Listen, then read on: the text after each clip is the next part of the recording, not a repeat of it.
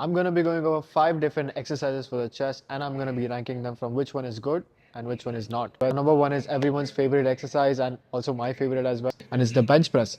Now, this is very close to my heart, and we also have correlation data showing that people who have a bigger bench press also tend to have bigger pecs. So there are few drawbacks to this specific exercise. Number one being it is not just a strength-based exercise, but it is also a skill-based exercise. Another big problem here is that it's not that stable compared to a low incline Smith press or a machine press. So for that, I will be putting it to the A tier. Number two on the list is pec fly. Now this is not just a single joint exercise, it is highly loadable and is highly stable.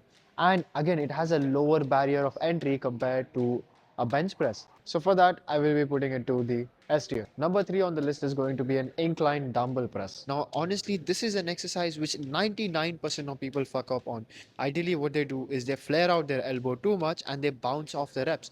That's not what you want to do here. Ideally, what you want to do is we want to tuck in our elbows and press up and not bounce off the reps. Now, what this tucking in essentially does is it focuses more on this shoulder flexion aspect, which is a function of your upper pec, means you can bias the upper pecs more. This exercise also has the same downsides as the bench press. It is also a skill based movement and there is a stability factor which is missing here.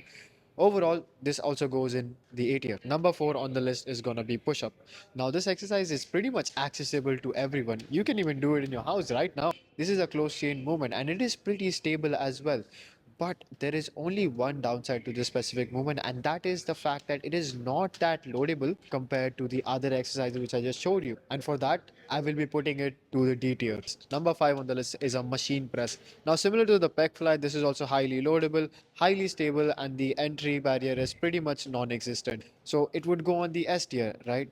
Now that actually depends on this one specific factor, and that is the resistance profile of that given machine. There are some chest machines out there which are hardest at the top, which means it's going to be biasing more of the triceps rather than the chest.